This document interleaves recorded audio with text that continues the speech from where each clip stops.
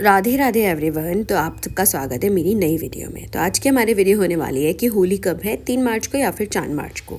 होलिका दहन का क्या मुहूर्त रहेगा, इसी के साथ हम जानेंगे कि चंद्र ग्रहण कब रहेगा, चंद्र ग्रहण के कारण होली की तारीख में क्या बदलाव आया है। साथ में हम जानेंगे कि होलिका दहन के दिन आपको कौन कौन से उपाय करने चाहिए जिससे आपके जीवन के कुछ कष्ट दूर हो सकते हैं, कुछ दोष दूर हो सकते हैं। तो चलिए शुरू करते हैं। देश भर में होली का इंतजार सिर्फ रंगों के लिए नहीं बल्कि उस खुशी के माहौल के लिए होता है जो हर गली मोहल्ले में दिखता है। लेकिन इस बार होली की तारीख को लेकर लोगों में कंफ्यूजन भी है कि आखिर होली 3 मार्च को है या 4 मार्च को। पांचांग तिथि और ग्रह नक्षत्रों के कारण तारीख को लेकर काफ़ी उलझन बनी हुई है। आइए आसान भाषा में समझते हैं कि इस बार होली का दिन कब होगा और रंगों वाली होली किस दिन खेली जाएगी। पांचांग गणना के अनुसार इस साल अधिक मास के प्रभाव से कई त्योहारों की तिथियों में बदलाव हुआ है। पिछले साल जहां होली मध्य मार्च में मनाई गई थी, वहीं इस बार रंगोत्सव 4 मार्च को मनाया जाएगा। अलग अलग पांचांगों में तारीख अलग दिखने से भ्रम की स्थिति बनी है, लेकिन शास्त्रीय गणना के आधार पर रंगों की होली 4 मार्च को ही मनाई जाएगी। दरअसल 3 मार्च की शाम चंद्र ग्रहण का योग बन रहा है। धार्मिक मान्यता के अनुसार ग्रहण से लगभग 9 घंटे पहले सूतकाल शुरू हो जाता है, जिसमें शुभ कार्य नहीं किए जाते। यही कारण है कि 3 मार्च को रंगोत्सव न मनाकर 4 मार्च को होली खेलना शास्त्र समस्त माना गया है। फाल्गुन शुक्ल पूर्णिमा 2 मार्च की शाम 5:32 से शुरू होकर 3 मार्च की शाम 4:46 तक रहेगी। पूर्णिमा लगते ही भद्रा काल भी शुरू हो जाएगा। शास्त्रों के अनुसार भद्रा के मुख्य काल में होलिका दहन नहीं किया जाता, बल्कि भद्रा के पुच्छ काल में को शुभ माना जाता है। इसलिए 2 मार्च की रात 12:50 से लेकर 2:02 के बीच होलिका दहन का शुभ समय रहेगा। 3 मार्च को सूर्योदयकालीन पूर्णिमा रहेगी और इस दिन स्नान, दान, व्रत और कुल देवता पूजन की परंपरा निभाई जाएगी। कुछ ज्योतिष आचार्यों का मत है कि 2 मार्च की शाम को होलिका दहन करना शास्त्र सम्मत होगा। वहीं कुछ का मानना है कि 3 मार्च को भद्रा रहित समय में होलिका दहन करना उचित है।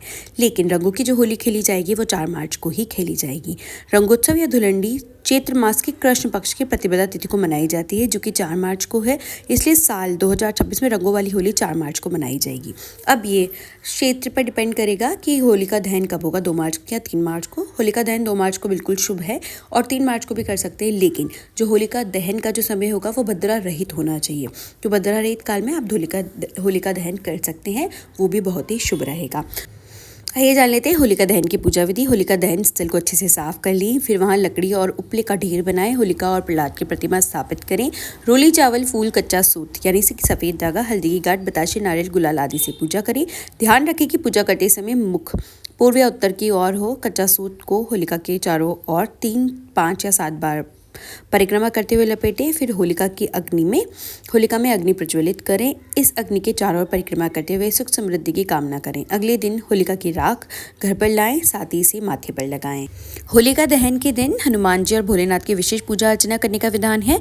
मान्यता है जो भी व्यक्ति होली वाले दिन हनुमान जी और भोलेनाथ की विशेष पूजा करते हैं, उनके जीवन में सुख समृद्धि का वास बना रहता है, साथ ही उनको कष्टों से मुक्ति मिलती है।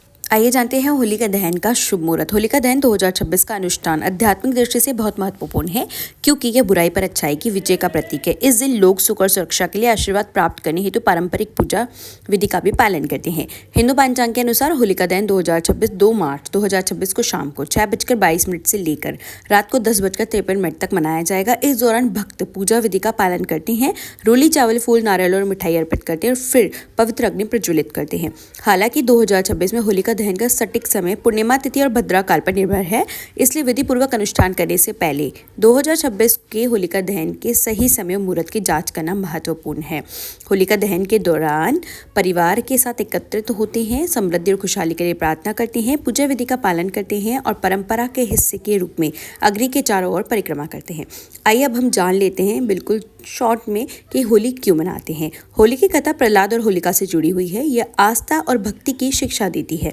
वास्तव में होलिका का दहन नकारात्मकता के नाश का प्रतीक है।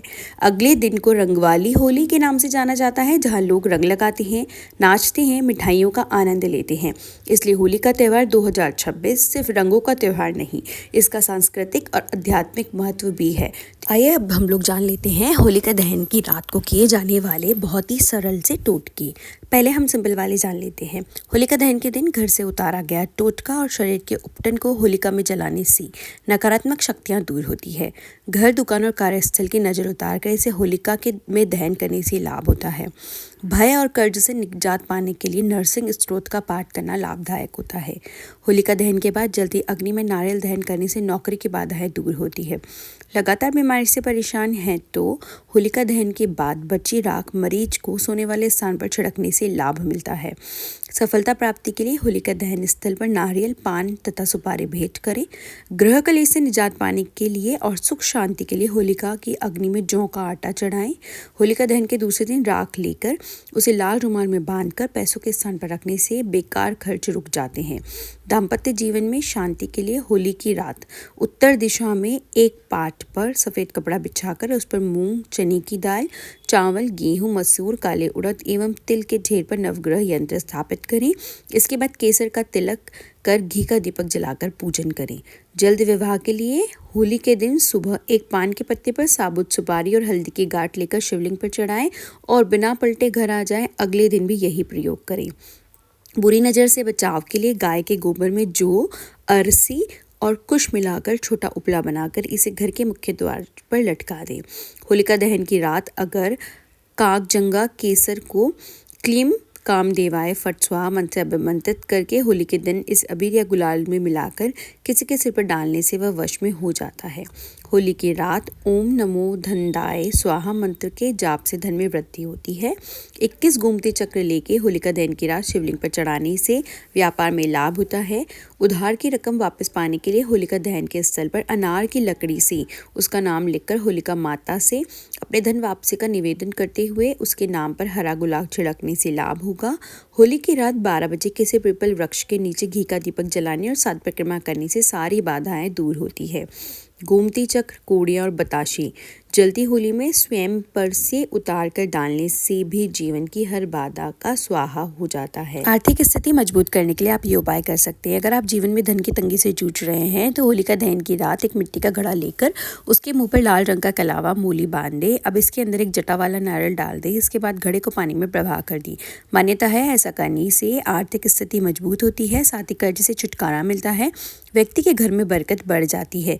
रंग खेलने के बाद आप फिटकरी का पोछा लगाएं। घर में बरकत नहीं है, खूब कमाने के बाद भी पैसा नहीं रुकता तो रंग वाली होली के दिन होली खेलने के बाद घर के अंदर फिटकरी का पोछा लगा दे। ऐसा करने से बरकत बढ़ेगी, घर में पैसा रुकने लगेगा, सुख और समृद्धि आएगी। होली पर नकारात्मक शक्तियों से मिल सकता है छुटकारा। होली पर तमाम नकारात्मक शक्तियां सक्रिय रहती है। इसके अलावा अगर आप घर में पहले से ही लड़ाई झगड़े होते हैं, हर समय कलेश बना रहता है, इसकी वजह से नकारात्मकता का वास हो सकता है।